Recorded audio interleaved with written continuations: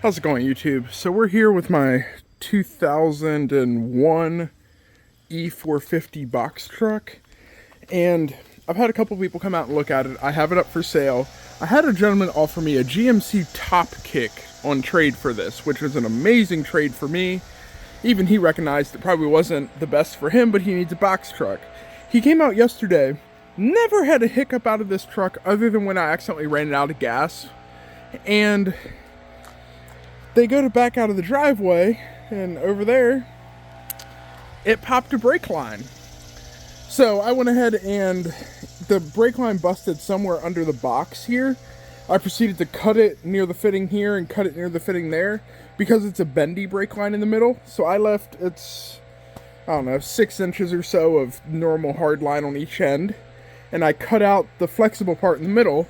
And instead of going through and trying to patch it and figure out where on the flexible part it is, and I don't even know if you can flare flexible brake line, I just got 25 feet and a bunch of these fittings, so I have the ends as well as female-female adapters to connect them.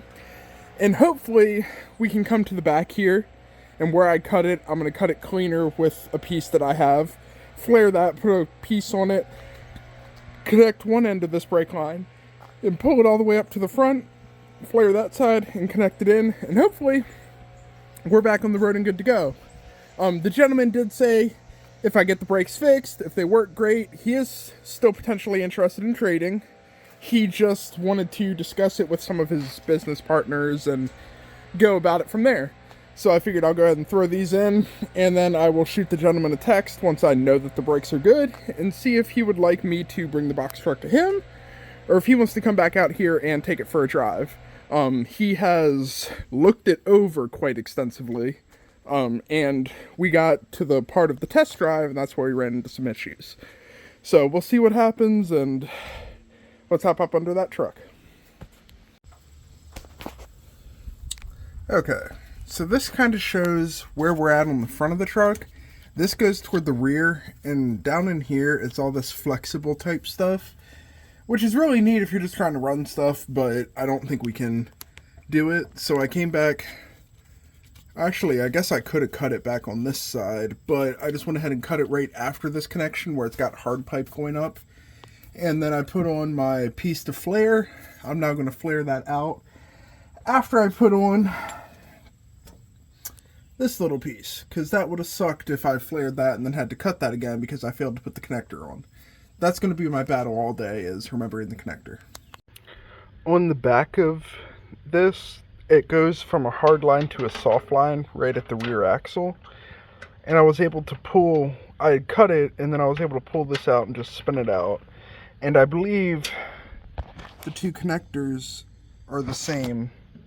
So I'm going to go ahead and, I already have this on the end of my piece, so I'm just going to thread this into the rear connector right above the rear axle, and then proceed to run from the rear axle all the way up to where I put in a connector earlier on the front side. So here is the roll of that brake line. Pulled it all the way down the side channel, and it tucks in pretty well, but sometimes it pops out. Once I get this side connected so it's not bumping around, I should be able to fix that. You can't see it behind that rear piece, but I do have the brake line tied in back there. This is where we're going to be tying into. So we're going to go ahead and cut this with a little bit of excess, and I can just kind of create a couple bumps or something back here for it. And then I will go ahead and proceed to have some fun. So, new brake lines in place. I ended up cutting off the flare that I had done previously on that front half of the cable up there and putting a new one on just because I wasn't real happy with it. But at this point now, I have good brake lines all the way back, and it's time to try to bleed the brakes. As long as we get no major leaks, we should be back in business, and then hopefully we can go. Well, apparently I didn't film an outro to that, so brakes worked great. Took it on several test drives, took it around the area, ended up selling it, so made about $1,500 in profit on it. I came way down in price because I had like 40 something people who messaged me, and somebody finally came out and they're like, hey, would you be willing to come down? I was like, you're here? Let's make a deal.